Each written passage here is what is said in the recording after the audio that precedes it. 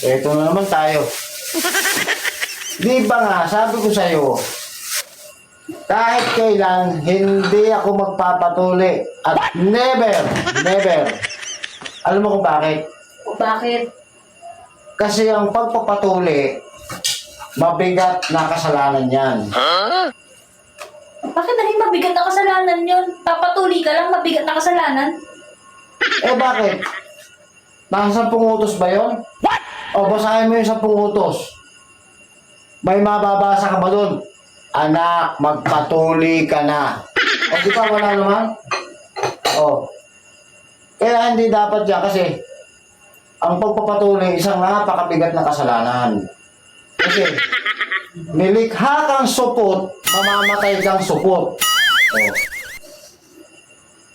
Si Lord ang gumawa nun eh, bakit pakikialaman mo yung ginawa niya? Oh, di ba kasalanan niya?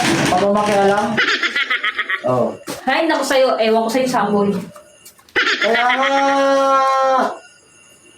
hindi ako nagpapatuloy kasi ayaw ko magkasala kasi alam ko kasalanan yun. Oh. Siya yung binigay sa akin ni Lord eh, ba't ko pa papaguhin? Sabi,